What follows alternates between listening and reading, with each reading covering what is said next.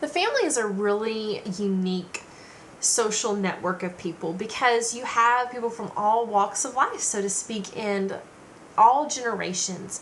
And they may not be under one roof as they are in some cultures.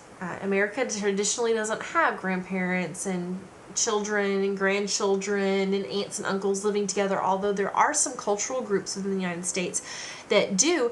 Primarily, though, you have parents and children living together as the most common family unit living in one household. However, in terms of the family, you have a lot of intergenerational communication. Yet intergenerational communication is the one type of communication that seems to lack the most intimacy, and in many cases there's a disconnect and a social distance between those that are of different age ranges within the family. Social identity theory helps us to understand a little bit of why this occurs. We have a tendency, according to social identity theory, to associate with people that we identify with, those people that we see that are like us. And we have a tendency, because people have different experiences in life based on their age, what they went through historically, what the values were at that time period, and what entertainment they had available to them, and so on and so forth. And their responsibilities change over time as well. So we see ourselves as being very different than those in different age groups.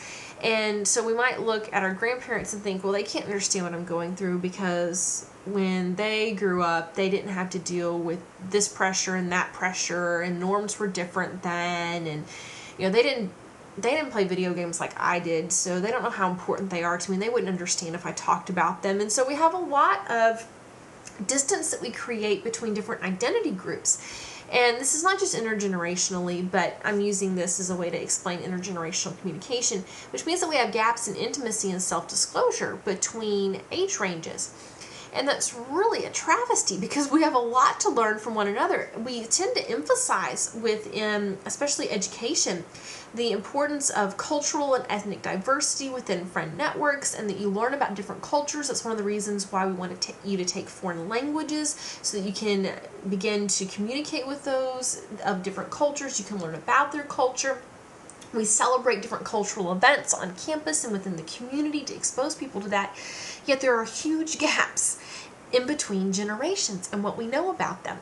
Harwood's text on aging and communication really starts to identify a lot of the stereotypes and attitudes that we have toward aging adults in America, which, interestingly enough, survey data indicates that we liken aging adults in America to the handicapped in terms of their skills, in terms of what they're capable of, in terms of what their interests are, and in terms of their likability. And they have really high likability, but they are termed really low in capability, which is really sad because in many cases that has translated to we don't communicate with them and we don't value what they have to communicate to us. Now, there are a number of interesting aspects of aging that affect the way that we communicate with those that are aging, and it affects the way also those that are aging see themselves in relationship to other people. Feminist studies have looked at the double standard of aging, and especially within the workplace, how women oftentimes want to look younger and will dye their hair and dress differently in order to appear younger, and even withhold telling other people their age because they have insecurities related to it. And this is not by any means what everyone does. This is just something that's noted within society, especially within entertainment media. Whereas men, it's usually more socially acceptable for them to have graying hairs or even balding, and gray hair can mean distinguished to them. Oftentimes when they are aging, they are noted because of their experience and the wisdom that they can bring to a position or a job. And so there can be, in terms of social norms, a double standard related to aging, and it can affect the way aging people see themselves and see others, and the way other people see those that are aging. And that has an impact on the different stereotypes as well as stigmas that we place on the aging population. There is a really interesting self-assessment quiz that you can give yourself to kind of see what your own attitude is toward yourself aging and then other people aging. And I think that most of you probably can assess your own attitudes. For example, if I were to ask you, well, what are some entertainment stereotypes of elderly people? How do they portray them on television? If I were to ask you, what do you think about elderly people? What kind of drivers are they? I think that you probably have some opinions, and most of them probably are related to what personal experience that you had, or maybe they're related to just a stigma that's placed on elderly people. Now, Rowan Kahn developed several myths of aging, and these are myths for a reason. For example, to be old is to be sick. However, people live really healthy lives with medication and medical care, and especially increased awareness about healthy living and the choices that we make later on in life. In fact, a lot of people are retiring later on. Social Security, one of the reasons why we're very concerned about it is because people are living for a lot longer. And to be old is not to necessarily be sick, although there are a number of diseases that are more common in those that are elderly. To be old is not necessarily to be sick. I have a grandfather that's 96, and it's only in the past year that he has not been able to keep a garden, mow his own lawn, and do all those sorts of things that anyone else does. Also, a myth is you can't teach an old dog new tricks, and that is that you can't teach an elderly person to learn new things. Well, I have to tell you something. I drive back and forth to A&M on Monday nights, and oftentimes there is a woman in town who rides with me because her grandchildren live in College Station. Well, I picked her up one night after class, and she said, "Have you ever played such and such game on Wii?" I said, "What? I don't have a Wii." And she was talking about several games that she'd played with her grandchildren on Wii. So who says you can't teach an old dog new tricks? People can learn new things. It just is a matter of motivation. Do they want to learn them?